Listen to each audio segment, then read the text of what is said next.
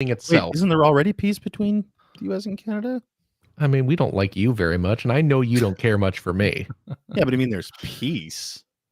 Peace doesn't mean we like each other. It just means we're not at war. I suppose that's true. Basically. For now.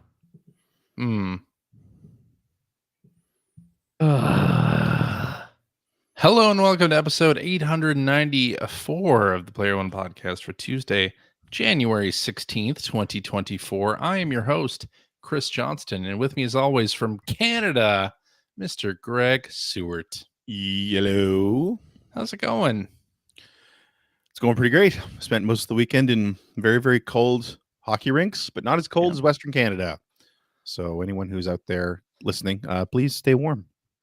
Stay warm. Yeah. And joining me from the great state of Washington, Mr. Phil Theobald. Hello. Hi. How's it going? It's going great. How are you? You know, Yeah. fine. I'm not dealing with minus 40 degree temperatures. That's good. Celsius or Fahrenheit. Yeah. Which are the same. Which are the same. In our pre-show production meeting. That's right. Where we compare temperatures in various regions in various measurement units. That's the kind of exciting talk. That's how we prep. We discovered. It's the mind going. We discovered, because common knowledge, I believe. Yeah. 0 degrees Celsius is 32 degrees Fahrenheit. The freezing point of water. Yeah. And apparently some northwestern Canada's hitting minus 40. And we looked it up. And that is the point where Celsius and Fahrenheit meet. And then it starts to the numbers are off again. Once you get either warmer or colder than minus 40.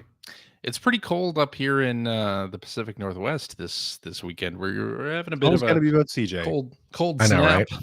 I know, right? I wasn't gonna say anything. Cold snap. Up here where I am, it is a balmy 19. Oh yeah, it's comparatively. It's 27 here. Warmer. Oh well. Yeah. Well, I am for the north. You're closer to the equator. I suppose you're right. So that's how that works. Yeah. I was more tropical climb. I was supposed to go to Portland this weekend for a show, and we were supposed to see Tina Fey. You were not in the show. I was not in the show. We were supposed to see Tina Fey and Amy Poehler perform. Right. Comedy. And thanks for clarifying that. You don't just to let you know. They're not really known for it, so they were going to be performing The Tempest. I'd watch that.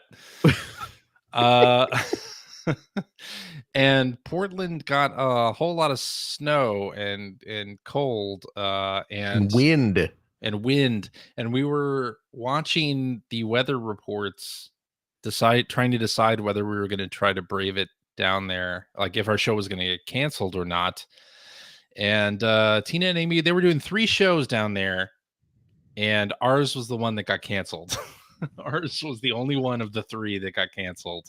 Although all 3 probably should have been, because it was crappy weather Friday and Saturday in Portland. But I mean, they canceled school and all that. They had a half day of schools on Friday. But did you look up what was going on down there? I did. Yeah. It's crazy. Like, terrible. Giant trees getting ripped out of the ground. Like, yeah. My buddy Bill almost had a giant tree crash into his house. Yeah. It like landed on their carport. Yeah. It's insane. And they stopped bus service, like public transport had stopped. So we decided not to go to the show, not to try. That's a smart move. Because the weather service and the government said, hey, don't come here. Right. Don't travel to Portland. So we were like, okay, we won't. And then they finally, 2 hours before the show was supposed to start, they canceled it. So Bill's in our chat. He's apparently moved into the tree. I hope it's warm in there. I mean, I would imagine so. Maybe there was a family of squirrels. You could He is one with the squirrels, he says. get next to them and Look at that. for warmth. Yeah. I'll tell you Maybe what. have some of their nuts. Yeah. Bill belongs living with the squirrels because that dude is nuts. Right? There Right? you go. There it There is. you go. But anyway, I was Ah. glad that the show was canceled. I can actually maybe get a refund, or they're supposed to reschedule. So we'll see if they reschedule. Oh, really? If not, I'll be able to get my money back for the tickets, which will Okay. be nice. Very nice. Yeah. But anyway, at the top of the show here, I wanted to shout out a listener James, who sent me a package over the holidays. And would you like to? Well, you guys know what was in the package. So Oh, this was the giant peach. Wow. because what else Remember would that book? James send but a giant peach? No, I got reunited with 2 copies of Burnout Paradise, one for the Xbox 360, one for the PlayStation 3. So I'm very happy to receive these Burnout Paradises. I'm back. I like how CJ held him up, just completely. I mean, that's the punchline of the package. It's the punchline. You didn't go into the whole setup of like, What's so the you lost setup? so much of your collection. Lost my entire video game collection, and A devoted listener devoted decided to listener. help you rebuild. And certainly the most important thing was your what's in there. 2 copies of Burnout Paradise. That's right. And then, I began thinking like maybe I should try to reconstruct some more of my collection. So of course the next step Yeah. is a very important game to me Uh-huh. that I don't think I can live without. Uh-oh. Do you want to know what it is? Not really. Okay. Let's move on. Oh my gosh. Oh my god. Bubsy 3D. It's Bubsy 3D. Show Which everybody the quote. contains look at that. I see a yellow pull quote on the corner of that cover. There's a yellow pull quote on the corner of this. It says ... Oh, I'm sorry. Quote ... Stunning ... Original ... Bubsy 3D climbs back to the top ... Check it out. How many ellipses can you fit into one pull quote? Can I 4. just say what my favorite part about that? I mean, the quote's great. My favorite part of that is that CJ started like this. Yeah. I was going like this. Yeah, There it yeah. The You know old man, Yep. the reading. It's like, hang on. This is Let me get how where I can do see now. it. This is Yeah. how I do now. You got them progressive damn it. lenses. Yeah, I have the lenses, but I still do that shit. And Well, I mean, sometimes that's I take what my glasses you have off. to We do, all do. right? But yeah, so I have a copy of Bubsy 3D now that has the pull quote that I wrote on it. I wrote a preview in case people aren't familiar with this story. I wrote a preview of Bubsy 3D for EGM, and Quite some time ago. Yes, in the 90s. Yes. And the people at Accolade saw fit to use it as use quotes from the preview that was not meant to be a review in any way on the front of the box. So yeah, there's that. So, and I had previously purchased a copy of it and lost it, obviously, and so I bought it again. I think this copy is actually in better shape than good. the one that I Well, had I mean, the other one had previously. been played so much. Right. That one probably doesn't have all the wear and tear Well on it. loved. No. But yeah, so I'm back on top of the yarn ball with my collection. Worth mentioning, I think, that at the time, EGM, we were told to stay positive in the previews. I guess that's true. We should mention that. You were basically forced to be positive in a review, in a preview. Right. You couldn't be negative. Right. I'll be honest. I always thought that being negative in a preview was unfair anyway. I mean, you're not wrong. Generally, I agree with that. Yeah, you are not wrong. What do you think about the Suicide Squad stuff that's coming out now, where people are quite negative? Like, I think IGN wrote a negative preview of the Suicide Squad. The internet. I don't care anymore. I don't follow it anymore. I don't care anymore. But back then, I was a firm believer. I'm not saying that you say everything's going to be the next game of the year. I mean that, there's a balance there. There's a balance. But yeah. I think it always made sense to lean towards the positive. Yeah. Well, the other thing about this Bubsy 3D thing, it was during one of the holiday issues of EGM in the 90s, which, as if you'll remember, were very large in terms of page count. Mm-hmm. Upwards of 300, 400 pages sometimes those issues were. And I had to write the preview, and it was a 2-page preview on Bubsy 3D, and with a decent amount of text, and you have to find something to say about it. Right? So, and I mean, people were a little bit high on Bubsy anyway. The first 2 games, they were, yeah. Like whether that was deserved or not is debatable, but yeah. I mean, if that was back when mascot platform was a big deal, so it's true. Any mascot platformer, and there were a lot of mascot platformers. So, yeah. Well, Mr. Wade Rosen, if you want me to provide a pull quote for the next Bubsy game that Atari is most definitely working on, give me a call. Happy to do it. Back on the yarn ball. Back on the yarn ball. Thanks for doing a little bit of business here on the Player One podcast. Yeah. I actually had to scroll through a couple of eBay auctions that did not have the quote on the front. What? Is it a sticker? No, it's not a sticker, but apparently they had a run where they did not have the quote on the front. Oh, wow. Was that an early run or a late run? It would have been a later run. Yeah. Okay. Yeah. But they did a second run of Bubsy? I guess that's the real shock. So, or maybe those copies were from Canada where you have to print the truth on the cover of the video game. In 2 languages. In two languages. Je suis top of the yarn ball.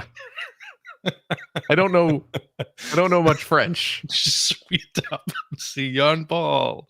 It's pretty close. Okay, good. All right. At least my high school French from 30 years ago is telling me it was pretty close. Oh, Bubsy 3D. 3D. Excellent. All right, should we talk about some news here? Yeah, I don't know. It's been a lot of fun so far. This has been good. Yeah. All right. So the Golden Sun games are coming to Nintendo Switch Online. The Game Boy. That's awesome. Games. Yeah. This upcoming week, the 17th of January. So, wasn't there a DS Golden Sun game as well? Yeah. Although So I think the DS game is not as highly regarded as the Game Boy Advance games. At least the internet tells me that it's not as well regarded. Okay. So these are the important ones, apparently. Yeah. What do you think? That's Clearly, great. Greg, you're They're excited. good games. Yeah. Yeah. I never played them back in the day. I never played Golden Sun. I haven't either. But I've heard very good things from nothing great things from everyone. There was so I mean, speaking as a Sega fan, I mean, those games were made by Camelot Software Planning, which was previously Sonic Software Planning. Oh. That was created after Shining. I think it was just after Shining in the Darkness. Maybe the first Shining Force. Because those were made by Climax Entertainment. And then Sonic Software Planning happened, which was I can't remember exactly what the reasoning behind that was, but either way, Camelot has a pedigree, had a great pedigree of RPGs because they're more known now for sports games. Yeah, I mean, like Mario Golf and tennis, they've been doing that for ages, but they got their start doing the Shining series on the Genesis. So, and it kind of shone through in the in the Golden Sun games. They were great. Yeah. Well, I will get to play it for the first time. This week. Highly recommended, I suppose. All right. Well, Limited Run Games is partnering with Konami for re-releases of Rocket Knight games and Felix the Cat games. 2 new collections. The Felix the Cat stuff, I don't get. But anyway, that's an. I mean, maybe they were good games. I never played them. They're Hudson. They're Hudson Are games. they? Okay. Yeah. All right. Yeah, they're Hudson games. Okay. But this before Super Adventure Island or Adventure Island? I don't know. I read on Twitter that Josh Fairhurst really likes Felix the Cat on Game Maybe Boy. they were good games. So maybe that's part of it. Well, with the Adventure whole Island, I wonder if the licensing is a little bit messy on those. Oh, maybe. Maybe, but anyway, Felix the Cat has the 1992 NES game and the 93 Game Boy game. Okay. And the Rocket Knight Adventures Resparked collection has Rocket Knight Adventures on the Genesis, Sparkster Rocket Knight Adventures 2 for the Genesis from 1994, and Sparkster, which is a Super Nintendo game, came out in 94. So, And because there are the two Sparksters yeah, for Genesis and Super Nintendo, and they are completely different games. Different games. they're different games. Yeah.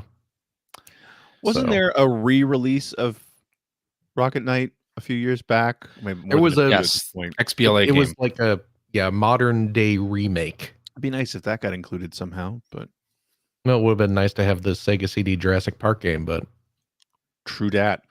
You know, limited runs collections are I love. Don't get me wrong. I love to see Rocket Knight come back in some form. yeah, The first game was the only one I liked. really. The first game was great. The first I mean, game's it the was only a- one I It was a played. classic. Yeah. But yeah, I could take or leave anything else. I never played the others, so I have no No. idea. But the first one was good. Oh, it was Yeah. great. So Yeah. I loved it. yeah, no release date yet. It is going to be 2026. coming out digitally and physically for PlayStation 4, PlayStation 5, and Switch. Yes. So Cool. and they will have so the Rocket Knight collection is going to have an animated intro, and it's going to Okay. have rewind, a boss rush mode, and a museum mode. And Felix the Cat, you'll be able to save and rewind game progression at any time. So yeah, Okay. You know, cool. since they're working with Konami, what they really need to do is get a collection put together of those. Track and WiiWare field, I games. agree. No, the WiiWare games. The Oh. Goemon games?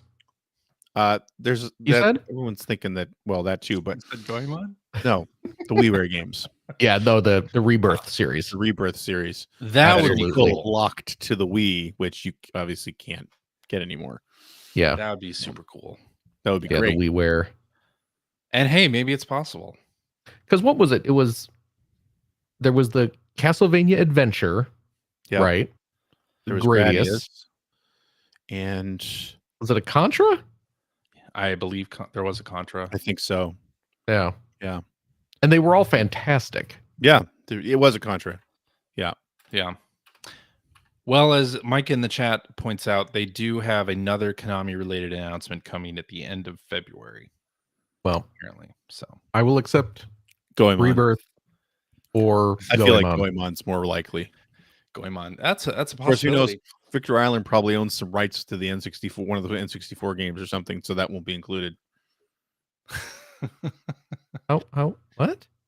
I don't know. Wasn't he trying really hard to bring one of the Goemon 64 He games? was trying No, really hard to PS2 bring game. over the The PS2 PS2 game. Goemon game. Right. So yes, that I am sure he has his mitts, Hmm, his grubby little mitts yeah. Probably. in that somehow. Yeah. But I'm sure that'll end well. yeah, none of the like Super Famicom games or anything. Yeah. Well, Oh, yeah. CJ. Yeah. Tell me. Talk to me. Come on. I didn't see this on your outline, but Yeah. did you see the other thing that Limited Run has announced that they're doing, and you can actually pre-order it right now? Please inform me. They are bringing over Night Trap on the Game Boy Advance? Cosmic Fantasy collection. Oh, right. Yes, Yeah. I actually am interested in these. Yes. So there are this came out a while ago in Japan, and there's actually a second collection in Oh. Japan as well. Hmm. The first collection had these are PC Engine games for those not familiar with Cosmic Fantasy, which I would imagine would be Most people. Most of you. Yeah. One of them was brought here by Working Designs, right? We got Cosmic 2? Fantasy 2 back in the day from Working Designs. The first collection has 1 and 2. The second one has Cosmic Fantasy 3 and 4. But yeah, they're bringing the first one over, translating the first game into English for the first time, which is great. And apparently, the Cosmic Fantasy 2, they have opted to retranslate it from the ground up as opposed to dealing with Victor Ireland. Cheaper than paying Victor Ireland. Absolutely. Yeah. I'm sure it is. And it will be probably a better translation. Let's talk about that for a minute. Okay. Because you've been playing Lunar. I've been playing Lunar. Yes. The Sega CD version on stream Monday night on Twitch. Yes. And boy, I'll tell you what. I have a lot What's of that? fond memories of playing Working Designs games. Of course. Especially on the Sega CD, a little bit on the Saturn as well.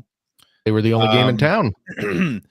Yeah. Their translations, and I'm not just talking about the jokes, the modern jokes in there, which I don't know. Like looking back at the Lunar games, I mean, I don't read Japanese, and I've never tried to play those or read any like literal translations of those games. I mean, those games were silly at points. Yes. So I'm curious how much the modern references ruined Lunar. I don't really think that way or care about that too much. But just the quality of the translation in general isn't amazing. Right. It was way better than what we were getting. Yeah, well, that's just it. And that's why they're held in such high regard. But boy, playing it again, it's just like there's a lot of just cringeworthy stuff in there. Yeah. And the other thing that, looking back on it, they fiddled with difficulty so much in their games. Man, Vic and it's did infuriating that on every. Yeah. I mean, I don't know if it's literally every game, but I'm the majority of games were tinkered with in some fashion. Yeah. Usually to make them more difficult. Yeah. I mean, I seem to remember them really screwing up Silhouette Mirage on the PlayStation 1. Yep. Now, I still feel like they made Eternal Blue practically unplayable. Because of that save system that they implemented. You had to spend your magic points to save your game. Yeah. Just complete foolishness. So stupid. Especially coming off the previous game where you could just save wherever you wanted. Right. At all times. Over and over again. Anyway. Yeah. I think who knows if they even approached Victor on the translation. And yeah, I'm curious if they made any gameplay changes to Cosmic Fantasy 2. I'm sure they did because they seem to do it all the time. Right. Yeah. Well, I'm sure that was one of the earlier Working Designs games. It was. So maybe not. Yeah. Anyway, but I'm sure that the version that's on here, because this was released in Japan quite some time ago, and right. I'll be honest, probably released over there without the intention of it ever getting brought to the West. I'm sure that it is just the original Japanese PC Engine ROM. So, but no, I'm excited about these. I don't really know much about them. I definitely want to give them a shot. I played Cosmic Fantasy 2 back in the day on the TurboGrafx. Yeah. And I enjoyed it quite a bit. It had that, the early days of CD-ROM. So you had, some animated cutscenes, and you had the voiceover, and you had the nice quality music and everything like that, which was great. I don't remember much of the actual game, other than it's a pretty simplistic RPG, just in terms of like the mechanics. It's very much that, kind of Dragon Quest inspired. I'm down with that type of gameplay. Is it licensed? Is that a license? I don't believe so. Oh, okay. I mean, it looks like it's based off some anime. Right. That's kind of what I thought, but I don't believe it is. I love the sprite-based animated cutscenes from early Japanese CD-ROM games. They look great. Look better than full motion video usually. Yep. So, Yeah, big fan. Yep. So All right. Well, kind of keeping on the retro tip here, Hyperkin is releasing the Mega 95, which is a Sega Genesis handheld system, and you can use Genesis carts, retail Genesis carts in it, and apparently it will have a Switch-like dock where you can plug it into a TV easily and connect additional controllers. And you can toggle 16:9 and 4:3 aspect ratios on its 5-inch display. Yeah, what do you think of this thing? So the reason they're calling it a 95, I assume that's to do with the Nomad. I assume that's Nomad came out. I that's a think. number from when the Genesis was popular, and that's why they Well, no, I'm. called it a 95. I don't know. 95 is not really a specific. I don't know, specifically interesting year in the Genesis, but I just thought that maybe it was the Nomad. No, probably not. This is cool. I have so many other ways to play my Genesis games right now. I doubt I'll bother with it. Yeah. Okay. And I don't trust Hyperkin to. I don't know. The screen, as these companies have moved into releasing devices with like screens on them and stuff, like the more intricate devices, I my confidence starts to waver. That's the same thing. Like, and it sounds like the Duo from Analog is fantastic, and that's great. But I worried like, oh, we're gonna add a disk drive to this, right. But same thing with the Analog Pocket. Like the screen on that thing is fantastic. I was away at a hockey tournament with my son most of the weekend, and during downtime, I had my Analog Pocket with me, and I was using it constantly, and it was great. But Hyperkin's not analog, so yeah, I don't know. It's a cool idea. Yeah. I own a couple of their pieces of hardware, and like finicky is the best word I could use to describe them. Yeah. So cool idea though. I see. Back when Sega did it in 1995 was a cool idea too. Oh my goodness. The Nomad's a nice little piece of. Oh, Nomad was great. Yeah. Yep. Indeed. Even though the screen was like looking through a screen door, like it wasn't a great yeah, time. it had all the problems of portable screens in the back mid then. 90s. Yeah. Yeah. I keep meaning to get mine updated to a nicer screen because that's something that a lot of people will get done. Oh yeah. But now that I have that Analog Pocket, I don't know that I care all that much. I see. Well, CES, the Consumer Electronics Show, happened in Las Vegas last week. That's why I think we had that Hyperkin Mega 95 news. Okay.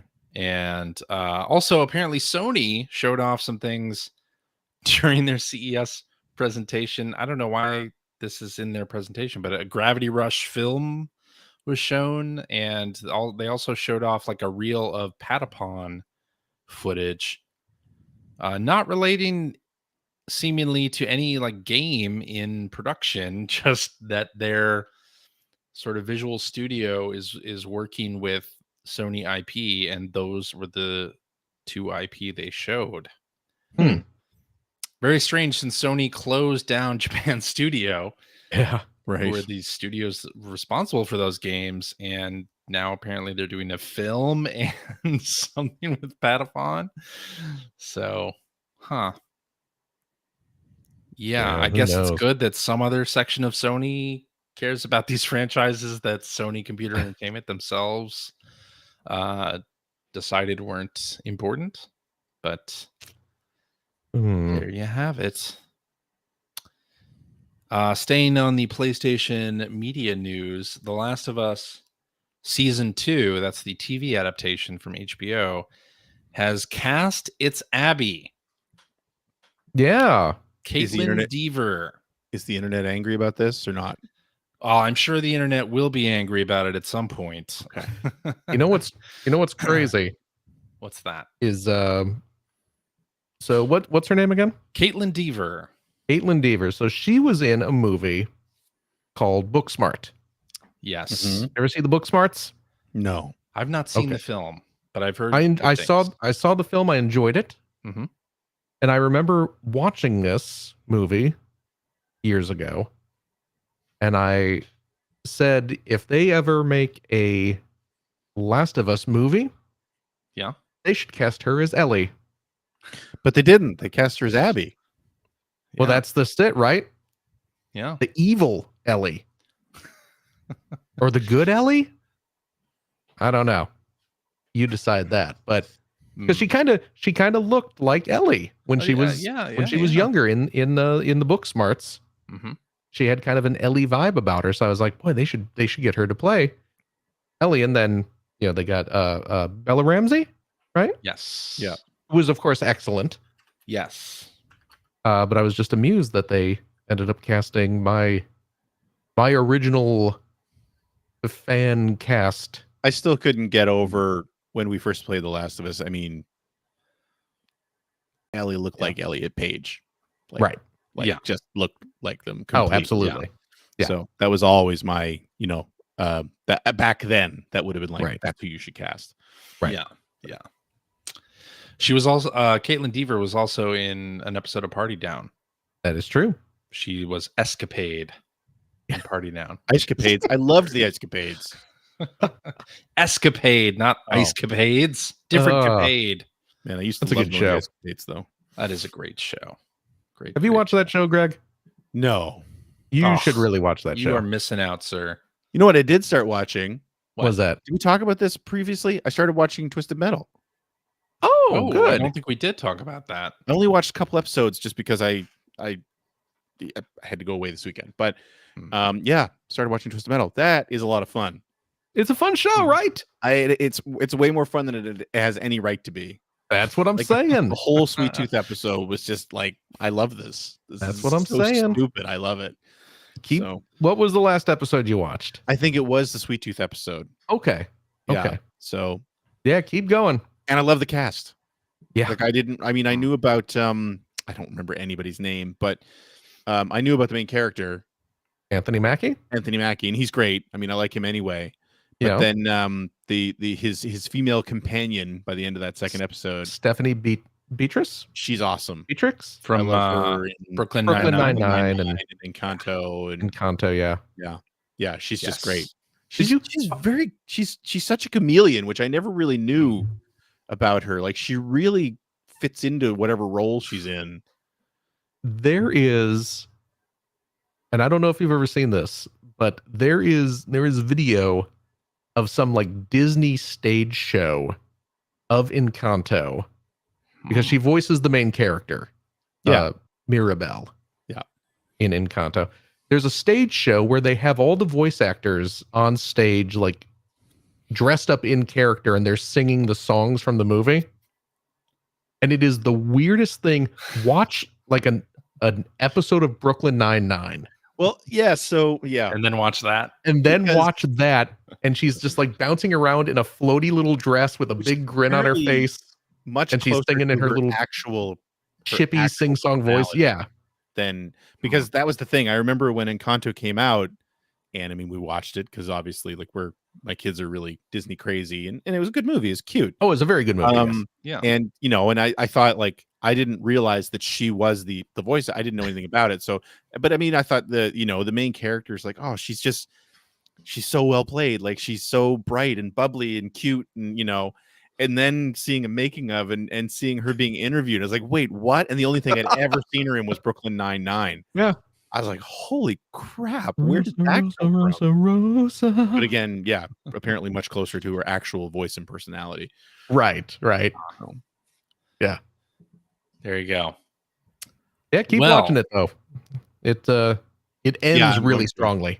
Yeah. There's some very good episodes, and the ending will get you hyped for season 2. Yeah. But those two, and then again, Sweet Tooth, just I loved everything about that episode. Like, I loved what they did with that character, and he was played so perfectly.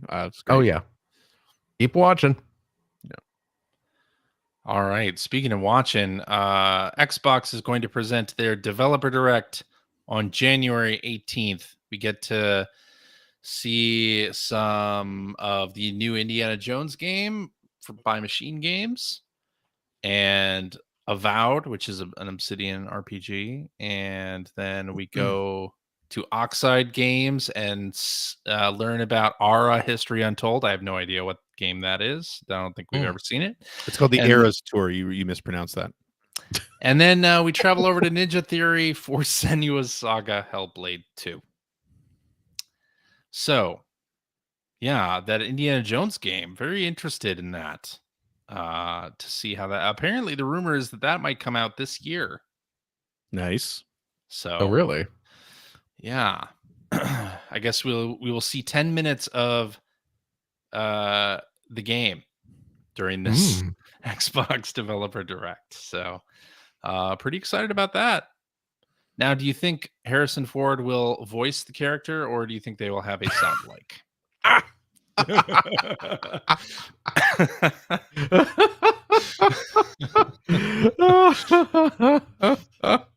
Because probably, absolutely, of course. will he have his very disinterested performance? Yeah. Yeah. Like I like Peter to think- Dinklage in That's Destiny. exactly what I was just gonna say. It'll be Peter Dinklage all over again. That wizard Came from the moon.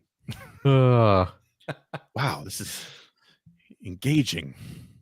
That's right. I kind of hope they get a sound alike to do it, but I do not think they're going to pay Dare say they will. Harrison Yeah. Ford however much he would Even- demand Even to if come he- and spend even if he 45 wasn't- minutes in a sound booth. Yeah. Even if he wasn't disinterested, he sounds as old as he is. that's true. Have you seen Yeah, that's the Shrinking problem. on Apple TV? No.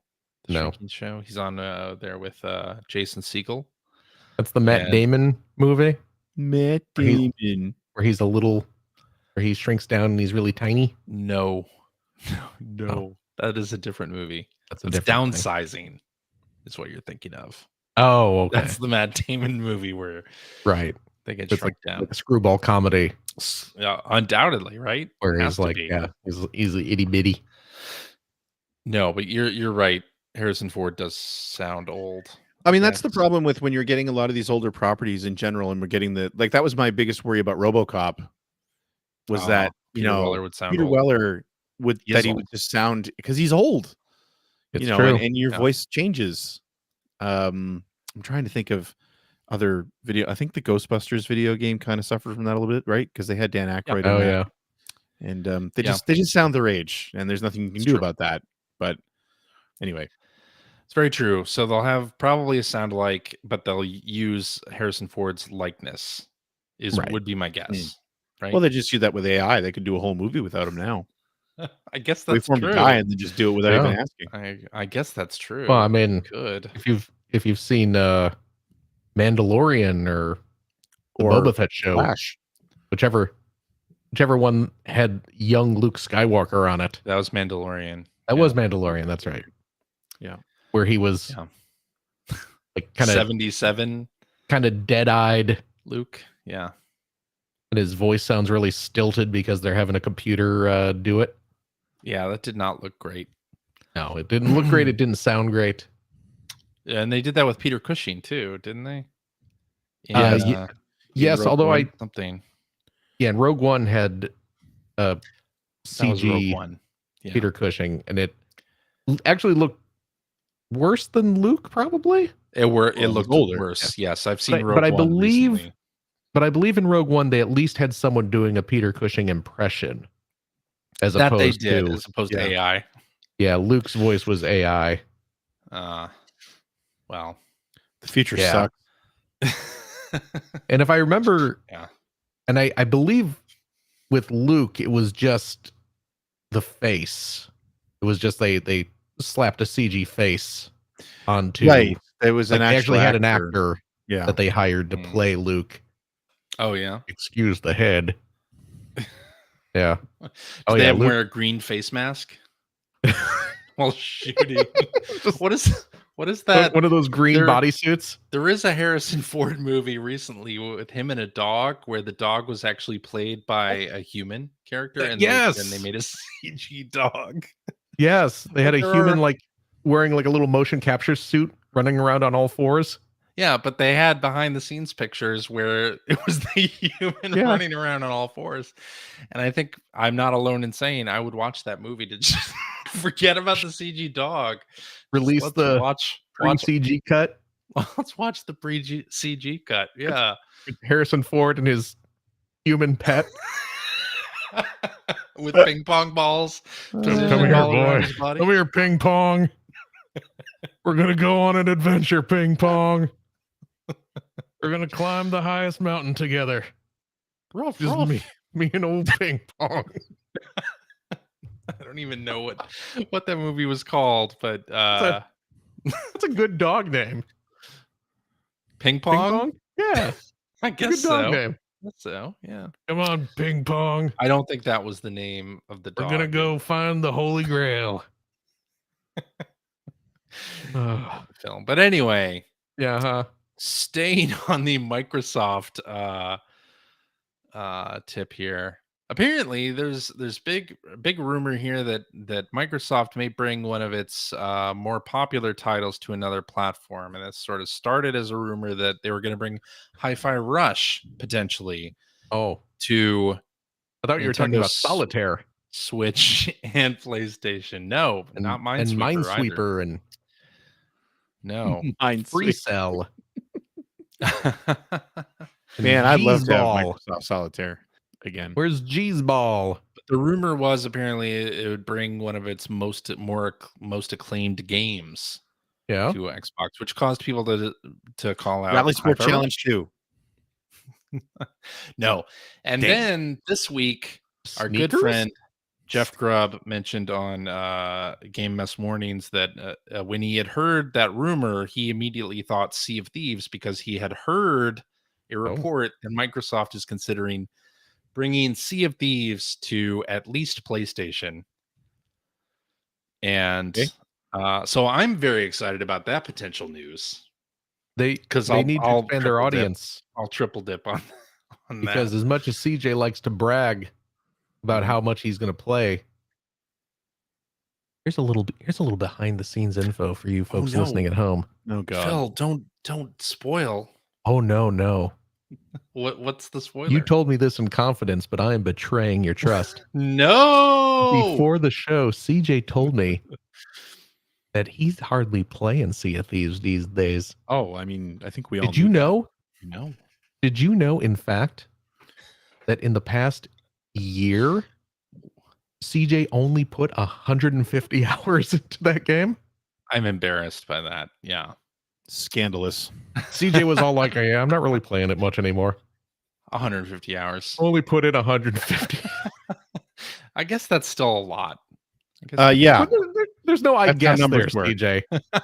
Granted, it's not like the 700 hours or whatever you would put into it in other years. Correct. Yeah, it's not nearly as much as I was putting into it, but it's still a lot. I guess so. Yeah. And I bet I only finished up this season's Plunder Pass today, actually. Yeah. Yeah, that was the other. Yeah, CJ, this is what prompted it. I'm late on the Plunder Pass. CJ was telling me, yeah, I just finished this current season pass. Yeah. And there were only 2 weeks left. I know. I only finished it 2 weeks early. Yeah. Normally, I finish it within like the first week. Basically, yes. Yes. Yeah, you only finished it with 2 weeks to spare. Whoo! I know. By the skin of your teeth. It's true. But hey, if they make Sea of Thieves for PlayStation, I'll be all over that. I think it'd be great to allow that game to be introduced to new audiences, PlayStation audience. I think they really love it. And I think you will get back into it. A ton of content. And I'll buy it on PlayStation and get back into it, and I'll be playing hundreds of hours. Let me ask you this, CJ. What's that? Because you've obviously played this on Xbox. Yes. A lot. Steam. Yeah. And you played it on Steam. It does, like, it's a shared account, yes? Yeah. Your progress comes over. So when you, assuming it does come to PlayStation, and you will, of course, get it, you will not be starting from scratch. That's right. No. Okay, good. Starting from scratch. Good. Yeah. All right. I will triple dip on the Hi-Fi Rush if that's the one that they're. Well, why not both? What? Are you asking me why I won't buy Sea of Thieves? They could do Microsoft could do Hi-Fi Rush and Sea of Thieves. Then a quadruple dip, I guess. Yeah, what do you guys think? So a lot of people obviously involved in the console warring on the internet because it's the internet. Yeah. And this is apparently a thing. Like, people upset that Microsoft might be bringing some of its IP over to another platform, even though Microsoft, now that especially that the Activision Blizzard King deal is done, they have a ton of multi-platform games now across PlayStation and Yeah. Xbox, and if you count Mojang in there too, even more.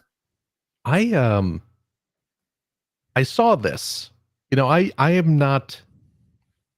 It is not the 90s, No, so I have no time you partake in console advocacy. in console wars. No. Um. But I did see this where a lot of people were, because what I was, I saw Hi-Fi Rush might come to Switch, so I was, let's look at what this is, and just a mountain of people angry Yeah. about it coming out on other systems, and I just I couldn't get it. I was, and Yeah.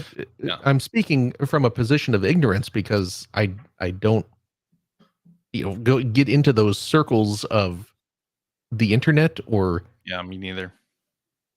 hashtag gamers, but I didn't realize that this was still a thing. I thought this kind of crap for the most part died out in the 90s. No, I think But- it's more prevalent than ever. It's so Actually. weird to me. Yeah, I don't get it. Yeah. And you know what's Hmm. this is what's really crazy to me. And perhaps I am speaking, perhaps I'm speaking from a position Being an old of man. privilege, Hmm. Oh, I sorry. suppose. Owning multiple consoles. That's exactly what it is. Any inkling of console war type nonsense went out the window the When all the moment. consoles became the same. Well, it went out the window for me the moment I was able to afford to buy every system.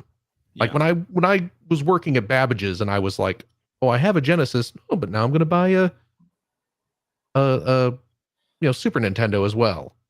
A new system was a reason to celebrate, not a reason to get angry. I mean, I agree. I would say, because by the time I got on Usenet, Yeah. I actually really enjoyed debating stuff like that, especially Hmm. with Super Nintendo and the Genesis, because and the Well, PlayStation. the thing I and know the about you, Saturn. Greg, is that you're a master debater. That's right. I've lost my train of thought now.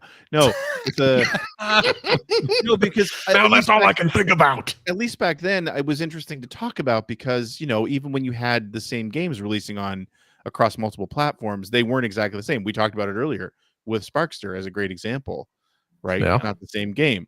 So, and I remember talking about like Shadowrun and even the differences in like Earthworm Jim, or when you get into the Saturn and PlayStation, any cross-platform games there was always really interesting to look at and see like what the differences were.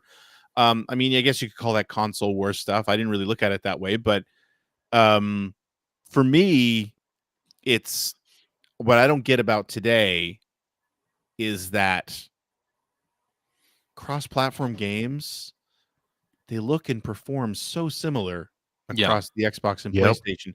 I do not get it. I Yeah. could see having a debate about like first-party output across the three different platforms, but that's really the only difference.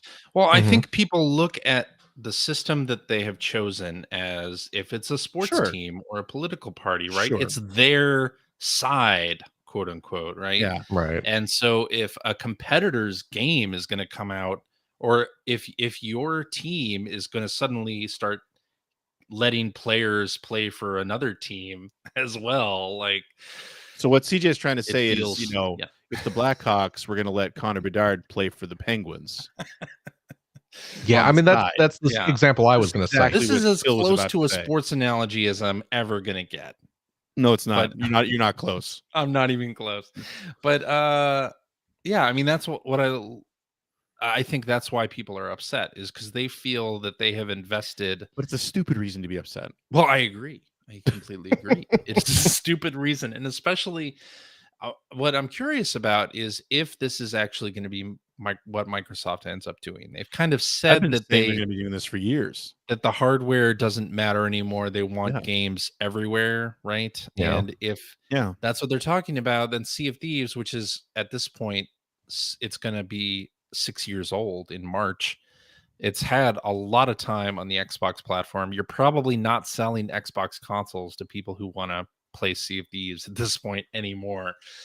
Why not bring it over to PlayStation It's if you can? outlived its usefulness as a console seller. Yeah, if you can get a lot of people to play it, which I'm guessing you can on PlayStation, like I'm sure a lot of people would be into it who would never buy an Xbox, period, Right. to play one of the IPs that has done very well for them, even better on Steam, I think. It consistently sells for Microsoft. So, I mean, why not? Why not try it with that? It's not Halo, although hey, bring Halo to PlayStation. That could be interesting too. It's nice to see Microsoft sharing their IPs freely. Wow. No, but they opened the door. They opened the door for this, like back when they bought Mojang, and we're really clear right from the start, like we're not taking Minecraft off of any other, because it was across every platform. I think. Oh yeah. Well, and now they've that was a big deal. The merger with ABK is in part because they are going to continue being multi-platform with Call of Duty, right? Right. So and I mean Sony's done that a little bit too with the MLB license. Yeah. And no, I mean ever since Game Pass was becoming a big thing, and they started making comments like the hardware doesn't matter. To me, that was a flag that the whole goal here is to be platform agnostic, especially now that we're also talking about. I mean, you can stream Xbox games on some televisions. Like game streaming is a thing now for both platforms. So absolutely they could go platform agnostic. I really feel like that's the ultimate goal. Why not get out of hardware? I mean, why not? I can see why you would remain in hardware a little bit, but you don't have to rely on that. I think they should bring their service games certainly to other platforms where they could be making a lot of money in microtransactions. And other people who don't own the original platform get to play it. I mean, that's to me the big thing is like, if I'm somebody who invested in a PlayStation 5, but I for some weird reason really want to play Sea of Thieves, but you don't want to spend the buy an $300 to $500, or you don't have the PC to run it. Like it'd be where nice you'd also have just to pay for Game Pass or Xbox Live Gold to play online. Oh God, why not? If you have PlayStation and you have PS Plus and you're in that ecosystem, why not have a version of Sea of Thieves that you could play right that way? You're probably still going to have to make a Microsoft account to sync up your cross progression, so that's something, right? I don't know. I'd be very happy if they did this, and they should release it on the day that Skull and Bones comes out, just to rub more salt in that wound for Ubisoft. That would be hysterical, absolutely hysterical. But I hope they do it. Anyway, one last thing I wanted to mention here. Did either of you watch the Tekken 8 trailer? The story so far that is narrated by Succession's Brian Cox? No. I heard about it, but I have not watched it. Well, it is quite a 5-minute video where a very serious actor explains the story, the ridiculous story of Tekken, the Tekken series, and why the fathers in that series why the winners of that series throw people off of cliffs. It's a great video, a fun video. Bandai Namco have been doing this style of video for quite a while, where they like get Hollywood actors to talk about Armored Core 6, and there was one Carl recently. Urban talking about Armored Core. Yeah, Carl Urban, and then also Rainn Wilson was in one of these too. Oh, was he really? Nice. Yeah. So this is kind of in line with that, but this one seems like it's taking off more than some of those other ones did. But yeah, it's funny. Go watch it. Anyway, let's talk about what we've been playing, and we're gonna have Phil go first. Oh my gosh. Well, I know you've been playing a lot. I've honestly not been playing much different than what I played last week. I've been playing a little more Sylphied. I've been playing more the old Laserdisc games. Not really too much more to talk about than what I said last week about both of those. Been playing a lot of the old your watermelon game, CJ. Suika game for the Switch. Which is apparently there's I don't know if it's an official version, but there's a PlayStation, either a knockoff or maybe it's the official version. Oh, really? Sure. But yeah, there's something. There are plenty of knockoffs out there of that. I'm not surprised. I've even seen looks like they're starting to hit the Switch as well. Really? Oh, I don't know if it was one that was released this past week or if, because I was looking at the upcoming releases in the eShop. I can never scroll through that list because it's so molasses slow. And it is the amount of absolute garbage that is coming on the eShop is just you know what it is? It's terrible. It's clogged up with all of those whatever that crap company is that is constantly releasing new bundles. Well, there's that plus the AAA clock and all that garbage. AAA clock, there's something like 30 bundles of clock. Like what? Yeah, well, because they release a new one every week or two. Yeah. In order to keep it at the front of the store. And there's also those games that are doing SEO, like search engine optimization in their title. Where they're just mentioning everything they possibly can. Exactly. I hate the internet. Just the worst. Nintendo needs to crack down on that or something. Or the eShop just needs to be faster to browse. Because right now it is terrible. It is absolutely awful. But yeah, so I was just playing some of those old not old, but games that we've previously discussed. I playing a game for work. Yeah. Playing some work game. Sure. I did download, and I put this on here because I saw you put it on here, CJ, although I will admit that I didn't play much of it. But I downloaded the demo version of the new Prince of Persia game. I've been hearing really good things about that. Prince of Persia, and I forget the subtitle. I didn't write down the subtitle. Not Prince of Persia? I didn't write Prince of Persia, not Prince of Persia. Yeah. What's it called, CJ? You know the name, right? I don't know. You're a smart guy. I'm looking. Prince of Persia, the Lost Crown. That's what I was about to say. Crown. Yeah. I downloaded the demo. Where'd you which platform? Because it's available on all platforms. But where I are you planning on playing this? I just downloaded it. I downloaded the demo on the Nintendo Switch because I was on the eShop browsing around. Okay. And I was like, okay, I'll just download it here. Only played a very little bit. I just wanted a taste just to see how the control was. Just to kind of get a vibe, a sense of what this game's going to be. Yeah.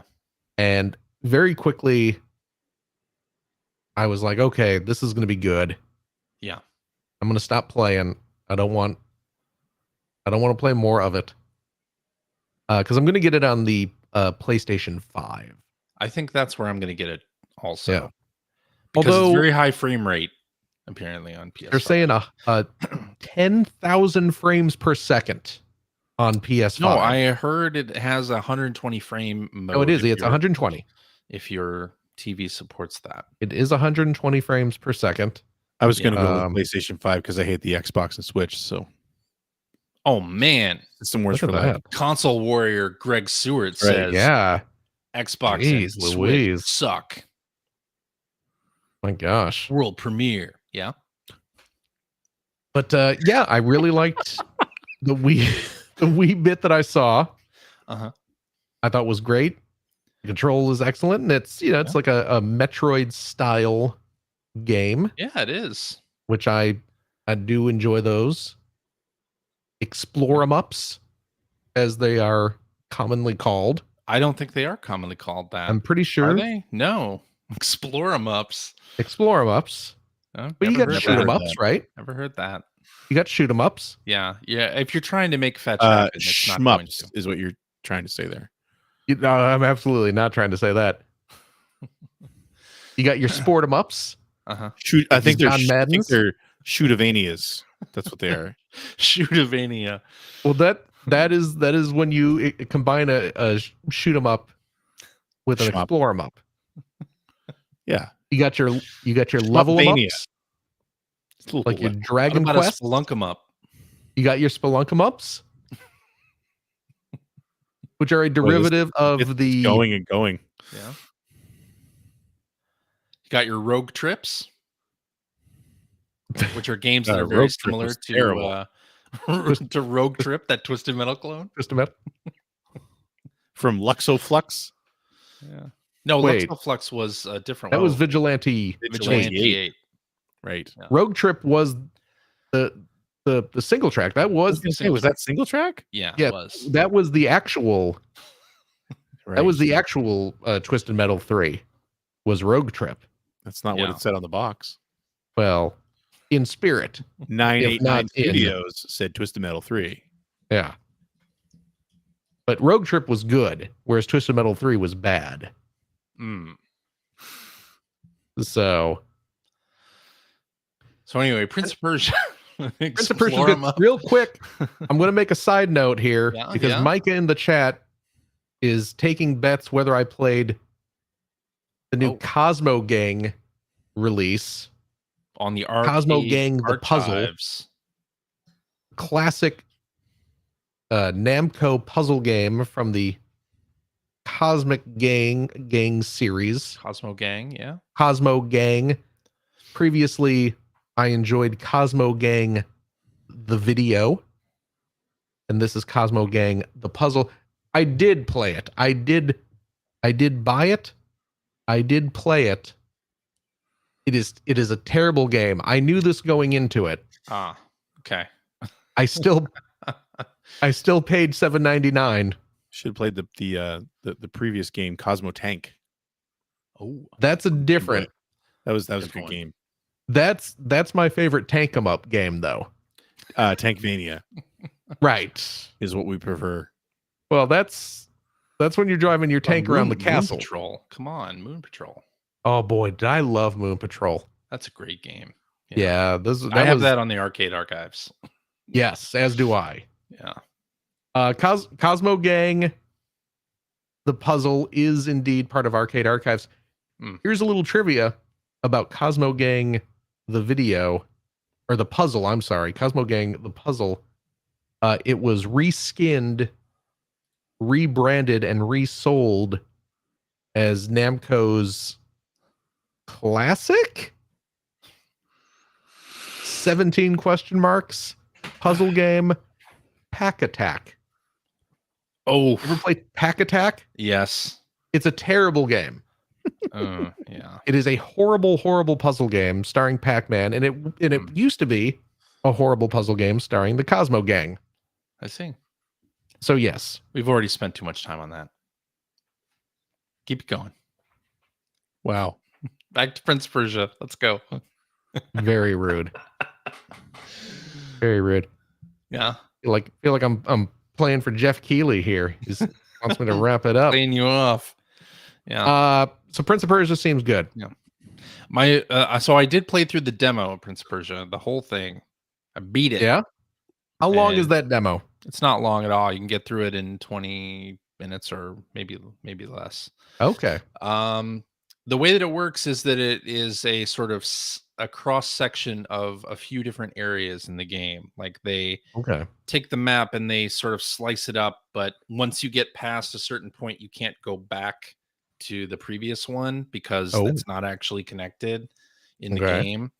So they kind of give you a nice smattering of explore 'em up in Right. in the See, game. it's catching on. No, it's not. No, it's not. I'm making catching fun on. of It's very Castle Up. organic. but yeah, it's really good. My favorite feature in the game is in the demo so far. So you have this power to take a screen grab of the room that you're in and paste it on the map screen.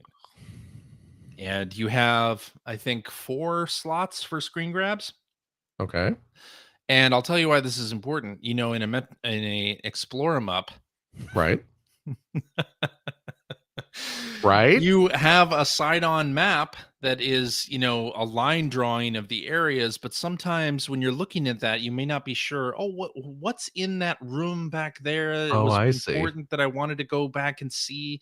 Well, in Prince of Persia, they have the great feature where you can take 4 or so screen grabs of the room that you're in and paste it on where it is on the That's a map. pretty good idea.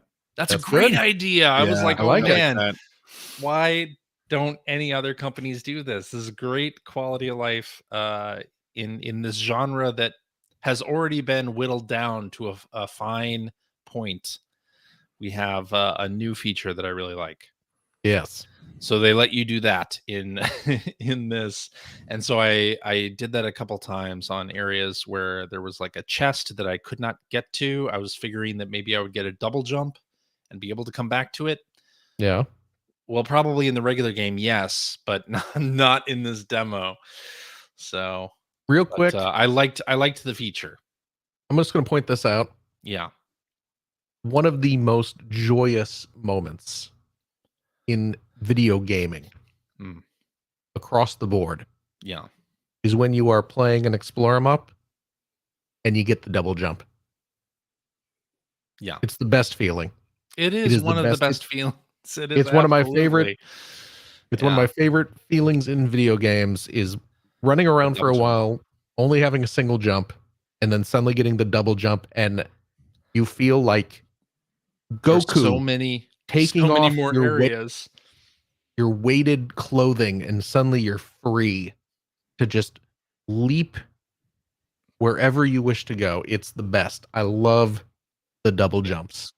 What would Goku say? Like, what would his sort of cry of joy sound like, Phil? It would be something like this.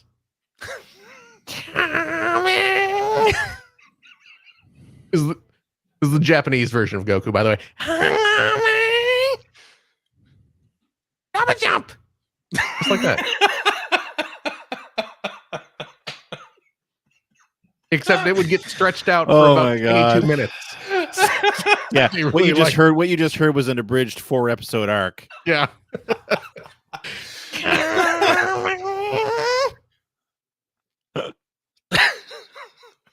Where is there? Where's the double jump? There it is. Oh my God! There you go. That's too good. All Got right. a new one. Got a new one that cracks CJ up. And I pulled it down my throat. It Sounds like it's like Toad. it's like Toad is saying it. Is the voice actor for Toad and the Japanese Goku the same? Yep. Hmm. Yes, indeed. It is now in our minds. That's too funny. All right. So Prince of Persia demo, yeah. Yeah. It's good. The combat's good. I like everything about it. It looks beautiful. Like the Yeah. backgrounds look awesome. This is Ubisoft Montpellier, and I believe it's like your Rayman Legends So proud of the way you Yes. say that. team. Oh, I've been to Ubisoft Montpellier. In fact, I believe it it's was like Out here, 19. a humble brag, but It was 1999, but I've the been there. year was 1999. Right. Why It was Rayman 2 on the Dreamcast. I think. Rayman, duh. Or 3. Why didn't you warn people about 9/11? Yeah. Wait, what? What? I wasn't from the future, Phil. Oh, I'm confused. Okay. No, that makes more sense. I feel like okay. So this wasn't recently This was not that recent. you went back to 1999. No, This was like I this- never actually did go back to 1999. This was No, like straight no. This is line, a thing that happened in the 99. course of time flowing normally. Correct. Yeah. Although Okay. I am currently in season 5 of Lost, I did not have 9/11 joke on my bingo card for tonight. where they're about to do a Flash Sideways season. Really? We're at the end of season 5, so we're about to get to the Flash Sideways stuff. Boy, it sure sounds Okay. like that show became a mess by the end. Season 5's still never really watched it, good. but- Still really good. I shouldn't say This that. is We the first watched time the I've first rewatched two season seasons- 5 or seasons. 6. So Okay. No. it's still good so far. Anyway. All right. What else Did you you got? get to the Is that episode it? about Jack's magic tattoo? I did. just a That little is a confusing. terrible It's still good. episode. That is the worst episode of that show. Oh, it's easily the worst episode. Yeah, and I know people hate the show about Nikki and the episode about Nikki and Paolo. I did not hate that one. I love that episode. I think I it's liked that fantastic. episode. Yeah, You know it's one what? of my That favorites. toss that on the pile of misunderstood TV episodes Yeah. with the Fly episode of Breaking Bad. Oh, that's a good one too. That's another one that a lot of people hate. Really, It is actually good. Oh, it is actually good. Yeah. Yeah, fun filler episodes that are fun. Ryan Johnson has a knack of directing things that a lot of people hate but are actually good. Well, I don't know if I'd go that far, I would. but yeah. All right. Well, was that Yes. all you played, Phil? What more do you want from me, man? You got explore them done? ups out of me. You got Kamehame double jump. What else? It's gonna How make much me material do you expect me to have for these things? giggle. As much as you got. Okay. Let me see what I can come up with. Okay, good. All right. Well, I've been playing some video games too. What's that? Prince of Persia on the Yeah. PlayStation 5 computer entertainment system. But I also dug back into Alan Wake 2 and played Yeah, some you more. did. I've been focusing mainly on Alan's side of things. So I played I'm through the Ocean View Hotel bit. Have you played the Ocean View Hotel? The Ocean View Hotel, which yes, clearly yes, does not, I did finish that bit. Yes, does not have a view of the ocean. no, it's a all. weird name for a landlocked hotel in the middle of a city. A landlocked hotel, yeah, which I loved that. First of all, that detail was great, but Yeah. then everything in that section I really enjoyed. I think that section right there is the beginning of us finding out that like the problem isn't all the horror. It's that Alan Wake's a shitty writer. Could be. I Maybe. find it difficult because I was chatting with Corey from My Life in Gaming because they recently did their games they played in 2023. They do that at the end of the beginning of every year. They look back at the games they played the previous year and put a video Yep. together. He and Try, and they're always really good. Everything they do is really good anyway. But he had mentioned that he was kind of saving Alan Wake 2. Mhm. He didn't really talk about it in that episode because he hadn't really played much of it, so he was going to get into Yeah. it. So I was just chatting with him and asked him if he had actually gotten around to playing it, and he's actually beaten it. And when he asked me how far are you, I realized like in a game like this where you can switch between two characters so freely, Yeah, like it's hard to gauge. yeah, it's like, well, this is the last thing I saw as Saga and as Alan, and I don't really know where that puts me on the timeline because I might have played way far ahead in one of them and not far enough in the other. So Yeah, I have been Yeah. focusing on Alan for now. I'll go back to Saga pretty soon. I kind of just jump around whenever I find one of the janitors, whatever they are, the mops and everything, the whatever bucket. the Yeah. buckets that lets you switch. So yeah, like I finished Watery with Saga, Yeah. and then I did that whole scene where, well, I finally the FBC has made an appearance. Which Oh, don't know I if haven't it's- seen the FBC. Okay, so I'm further ahead of you The on Bureau the of Control. Saga side then. Yeah, which is apparently a Control reference. I've never played Yes. Control, so Hmm. I didn't know that. Well, Control is full of Alan Wake references. yeah, I probably should have gone and Apparently, played it. and there's Alan Wake DLC that relates to Yeah. it even Which by the more. time I get around to playing the game, will probably be delisted. I don't so think yeah. so.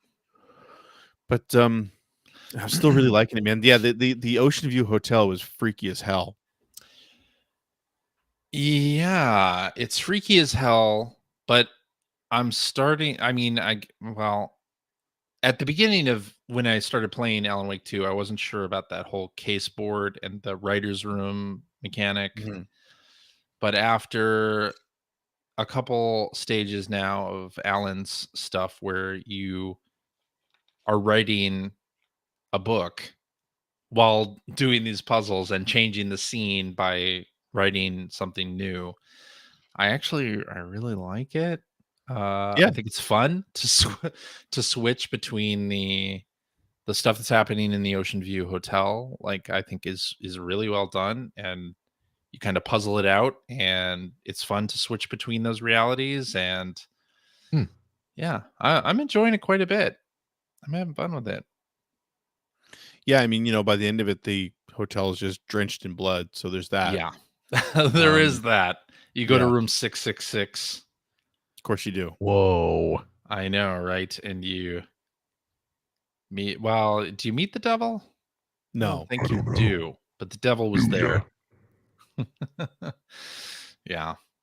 But whole game's great. I love the acting in it. Sam Lake, the Alex Casey bits. I actually really love all of the cinematic bits in the game. Oh yeah, I mean they've we've said this before. I mean they've done a masterful job of really making something that's like truly multimedia. Yeah. It's just the way I find to But describe it. also it's funny, like it is multimedia in kind of that way that I would want Kojima games to be, where it doesn't take itself Right. overly seriously and know that what they're doing is important. Like Alan Wake just kind of like is putting all the gameplay on the table in front of you, and you may watch these little video sequences that are 2 to 3 minutes a piece, but I don't want them to be any longer than that. Like Hmm. I think it's absolutely perfect what they're doing. What was it in Prince of Persia? Call back to Prince of Persia. They have these sections where you read text, what's on these tablets in the environment, and you have to scroll through a lot of text. And I was like, I'm not reading any of these. Versus Alan Wake, where it's like, I am going to read all of these. So anyway, that's Yeah, Alan it's Wake still 2. great. I'm still really And enjoying it. yeah, me too. All right, Greg, what have you been playing? Well, like I said, I mean, mostly been playing Alan Wake too. And then I had the analog pocket with me, and since they made it so easy to, well, not they, but since cores are so much better supported now than they were, and it's so easy to set that stuff up, I've been playing. I just decided I want to play some Neo Geo games, so just sort of starting to dig into that library a little bit because it's a library that I've never really been too familiar with. Like my Neo Neo Geo Geo. Pocket Games or No, Neo no, Geo Neo big? Geo. Oh, okay, okay. Yeah. Regular Neo Geo. All right. I think actually there's a Neo Geo Pocket Core that's coming, but it's not out yet.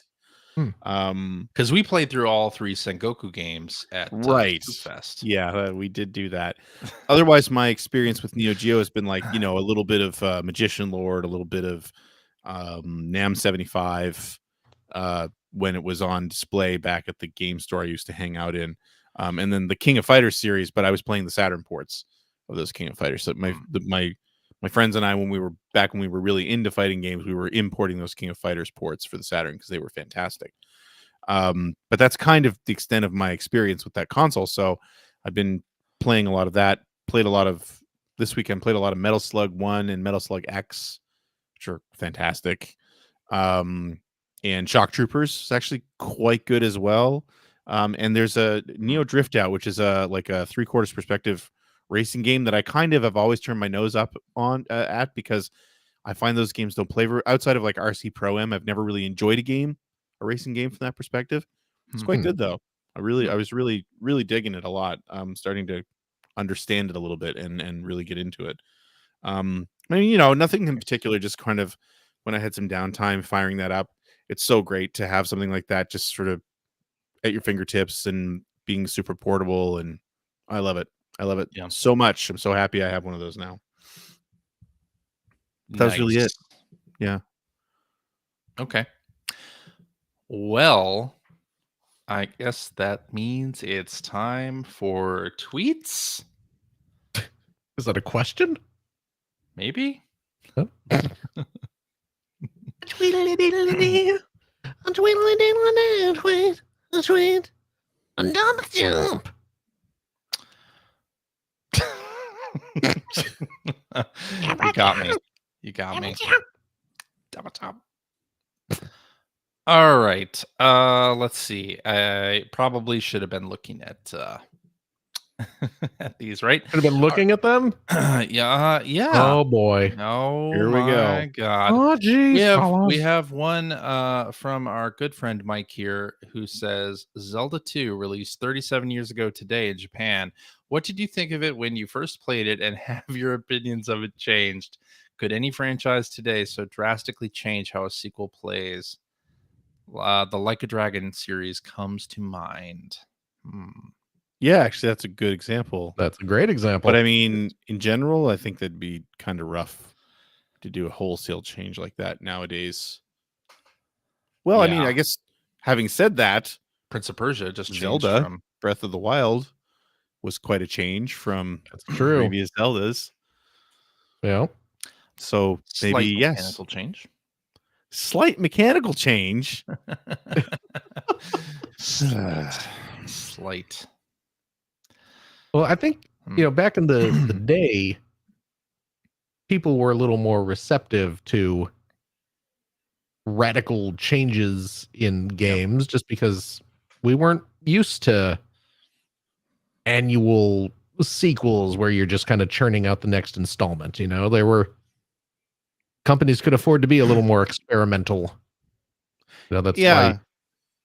I mean, look at Mario 2 or Castlevania 2. Absolutely. I think, like, for me, when this comes up, is I think people have to stop and remember that kind of what you're saying, Phil. The Zelda series wasn't the Zelda series back then. I mean, this was a sequel was a to a game. game people enjoyed. Yeah. It wasn't this thing we hold up in such reverence now. Same with Mario, same with Castlevania, same with anything. So, like, I think looking back on it, kind of where those series are such elevated as classics at this point, in hindsight, it's like, oh my God, I can't believe they made such a big change. But, these were generally the first sequel to things back then. So, as for Zelda 2, I loved it. It was the first Zelda I played. Was it really? I've never played the original before, because I didn't get my NES until Zelda 2 was out. So I adore that game. I still do. I mean, I played through it a couple years ago again, and it's fantastic. I don't understand the hate it gets. I really don't. At the time, I wanted to like Zelda 2.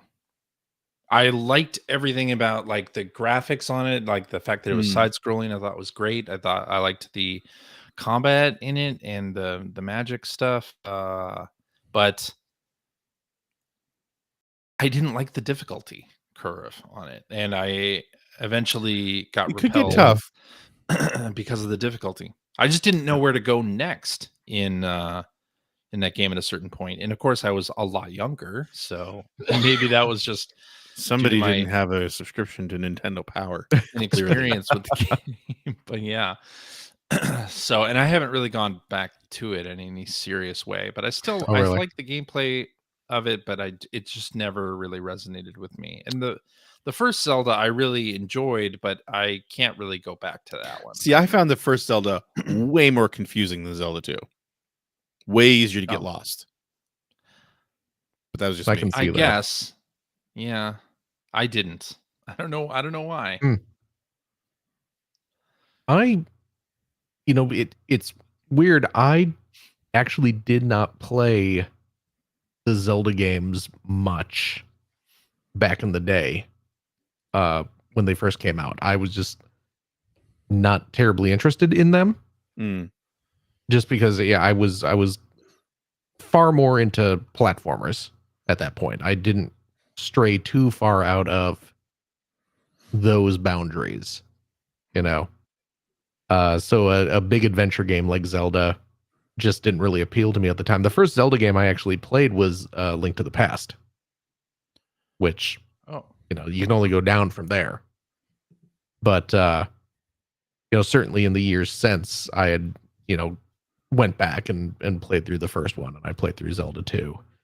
And so, but at the time, obviously a bunch of my friends were looking forward to it, and yeah, we didn't think anything different about it, just because, again, you were kind of used to sequels not necessarily being kind of a retread.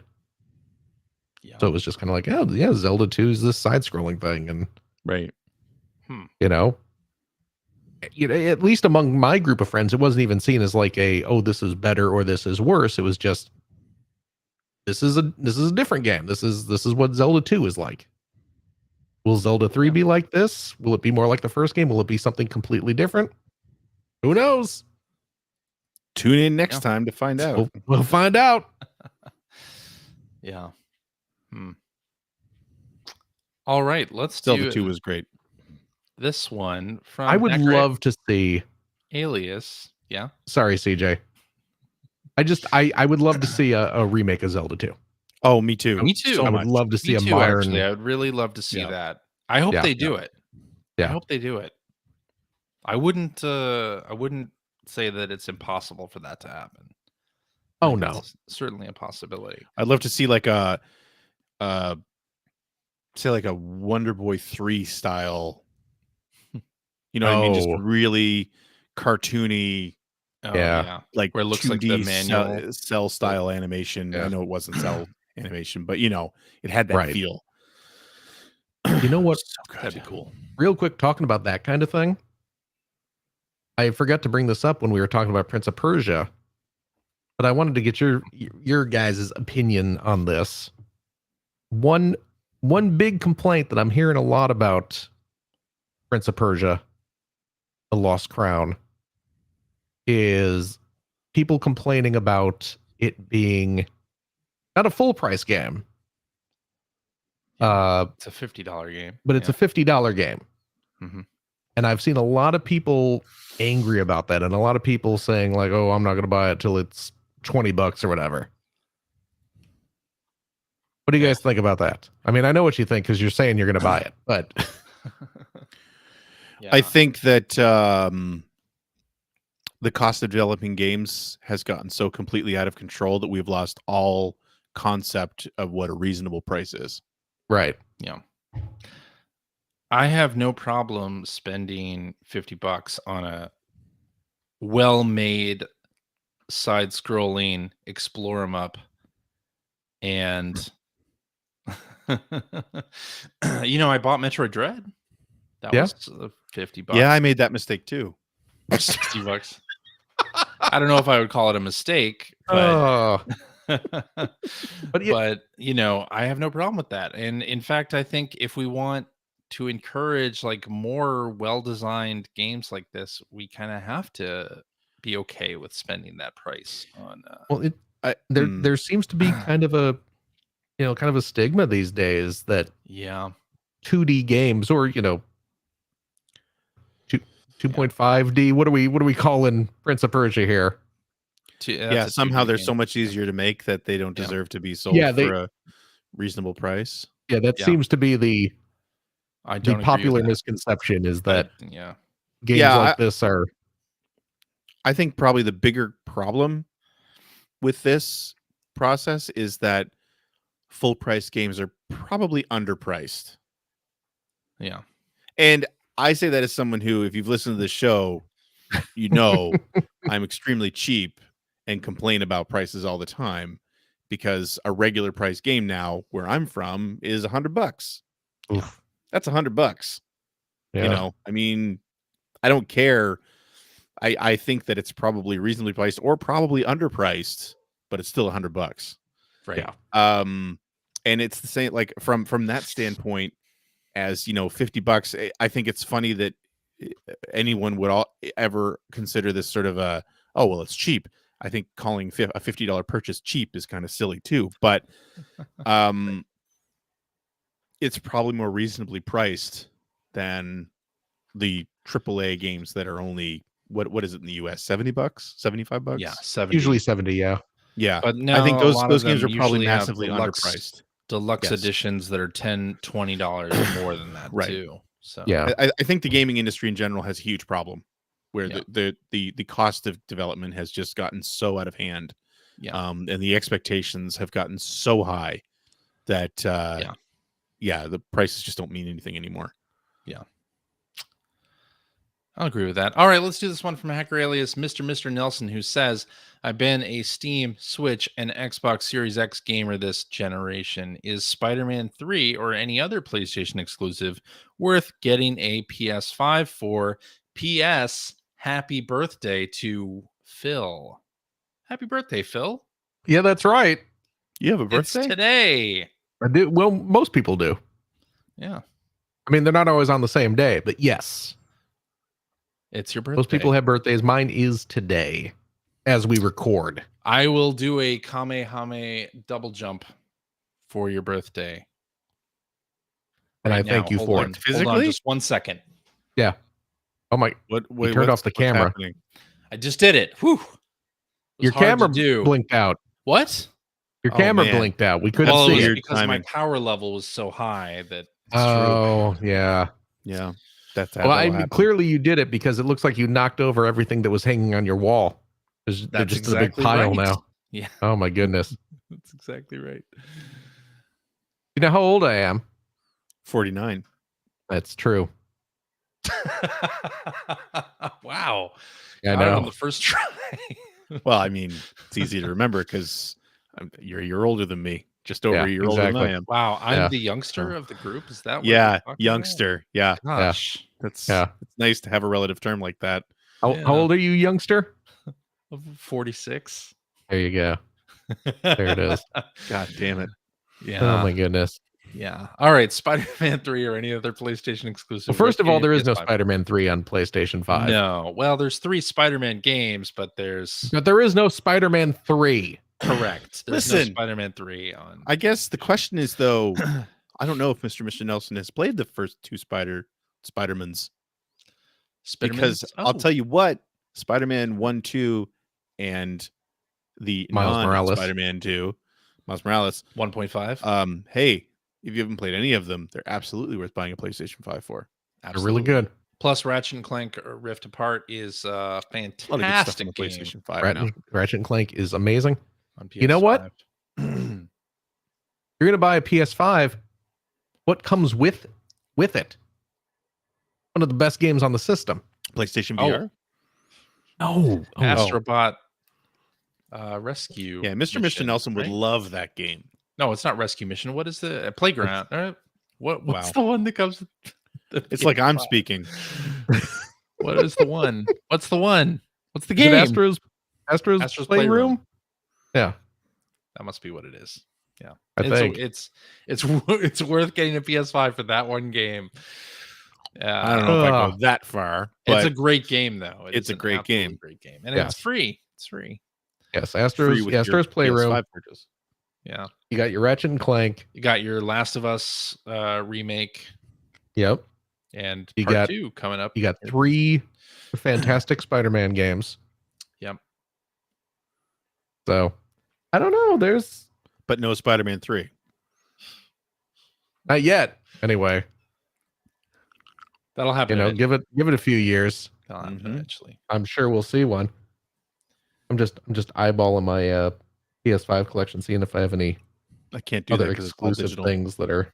Oh, A lot of the stuff I have is multi-platform. So, there you go.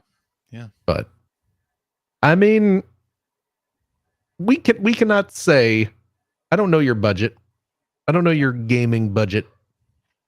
But if you have the cash to spare, then go for it because there are some great games It's true. There Yeah. are. on that It's system. absolutely worth it. All right. I think that's where we stop for the night. I think that's it. Well, all right. Alrighty, and that is our show for this week. Thank you very much for joining us. If you have a question or you maybe want to comment on something you heard, direct that to @P1 Podcast on various social media channels, but definitely X and Threads.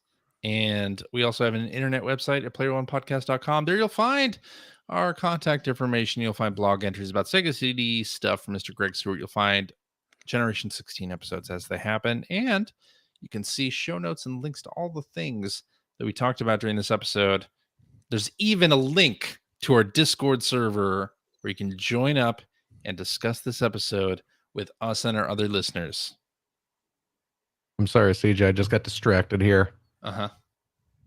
Hasbro's showing off some pictures of a new Transformer toy that's coming out. Oh, God. Okay, then you better get through this outro. Gears, Greg. They're making a new Gears figure. I'm trying to remember who Gears was. Gears, he was one of the little mini bots. He was the little truck, blue right? and red truck. Yeah. Yeah. Cool. Gears is finally getting a new toy. See, when I think of the little, I remember Gears. Yeah. Yeah. When Yeah. I think of the little truck version of Transformers, I always think of Huffer. Oh, yes. Yes. Well, he was like a little semi cab. Yeah. Gears is like a little pickup. Did Greg just freeze? I think maybe. So go He's ahead, too- Phil. He's too excited about Gears. I get it. He's so excited. If you would like to subscribe to the Player One podcast, you can do so by visiting playeronepodcast.com or by loading up your favorite podcast listening app. We're also on Spotify. You can like us on Facebook. You can watch video archives of our show on the youtubes.com/P1 podcast, or and Greg's gone now. Or you can watch us live most weeks on the Facebooks, the YouTubes, the Twitch televisions. Just follow one of our many social media accounts to find out when we are doing our next live show. Typically, it is Sunday evenings at 5:30 specific time. So join us, won't you? And I'll tell you what, if you like what you've heard, and how could you, head over to patreon.com, throw a few shekels our way. It all goes straight to Phil's birthday fund. Because I'm going to have the biggest party at Showbiz Pizza. Hi, Hi Greg, there. you're back. You guys hear about Gears? I did. He's got a new toy coming out. And now Greg's gone again. Did he That was literally me. just pop in? That was me. Wait, you kicked him? I kicked him. Continue with the Why? outro. Why would you do that? Continue Oh, with the my outro. goodness. Well, now I've lost my... CJ kicked you out, Greg. Yeah, I know. Rude. CJ's a big Your Patreon douche nozzle. funds. This is where I was in the outro, Greg. Your Patreon funds. So you're back just in time. Go towards keeping our show running each week. It keeps us streaming and all those costs that happens here in our podcast that we do. Yeah. But I'll tell you what, Hmm. we're not just taking your hard-earned money and giving you nothing in return. Well, first of all, we're giving you this Although podcast. we'd like to. I we're mean, not. oh boy, that's the dream, right? Yeah. That's the American dream. Yeah, baby. And you know what? I'm counting North America in that. Aw. Yeah, that's right, Greg. Thanks, Thinking of man. you. In addition to this show that we produce every week, except for that week a couple weeks ago when CJ didn't want to, Right. we also record a special bonus episode right after this. I'm spending my birthday doing this for you people. You're welcome. That's right. Where we play games crack-wise, having fun, doing all the stuff we can't do on the regular show. Wait, I didn't get to how much it was. You get that. You get the bonus show if you are a Patreon supporter of the $5 tier. Cheap. That's right. There it is. Boom. CJ, Yeah. this is where I was going. Do we have a game for this week? We do, Phil. It is Ooh. a review game based upon the January 1999 issue of Game Fan. January God. 90 of Game Fan. Game Fan. Oh my goodness. Yeah. This will be interesting. This will be, yeah, it will be. We'll see how this goes. I guarantee. Oh, thank you, Justin Wilson. the Cajun chef right there, ladies and gentlemen. Yes, and Wilson. Yeah. You have a couple bucks left over. Why don't you head over to patreon.com/Greg Seward to help support Greg's outstanding, and it is outstanding, web series about North America's favorite runner-up, the Sega Genesis. Thank you, Phil. And if you are a supporter of the $5 variety, that's cheap too. Welcome, Satan. Welcome back. Greg, it's great to be back. Yeah. Did you hear about the new Gears toy that's coming out? No. What? It's gonna be so cool. Man, I loved Gears. Not as much as Huffer, but well, he's no Huffer. Yeah. You know, even I know that. Yeah. But he's anyway, certainly better than Pipes. Well, yeah. Yeah, right. Come on. And if you're not going to be serious, we can't talk about Transformers. You're just going to make jokes. Playing. How about Power Glide, though? Or if we're talking mini-bots, let's talk Power Glide.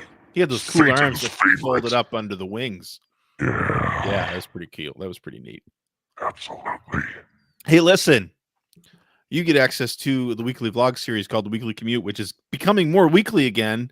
Hey, all right. Talk about everything I'm working on. And since I didn't make my self-imposed deadline to get the Ridge Racer video out last year, I don't care anymore. I'm working on it when I can and getting back to getting some Generation 16 stuff done and some other videos as well. So please consider supporting the show. I got to pay for that Adobe license somehow. I'm trying to be all legal and honest and stuff, and Adobe stuff ain't cheap. So please consider supporting it. Thank you. Thank you, Greg. Is that it? That's it. That's it. CJ. Yeah. Thank you. Thank you, Phil. You got it, buddy. And you know, I did just thank you before, but I'm going to thank you again, Gregory. Yo. I know. Thank you. Thank you. I'm thanking you again. It's a thing. No, thank you. Yeah. Thanks, man. And a big old thank you to you, our wonderful listeners, every single darned one of you. As always, take care of yourself, your loved ones, your family, your friends. Do what you got to do to be safe. Be kind to each other. Be kind to yourself. And we hope to see you next week. Happy Bye-bye. birthday, Phil. Oh, gosh. Thank you. Bye-bye. Bye.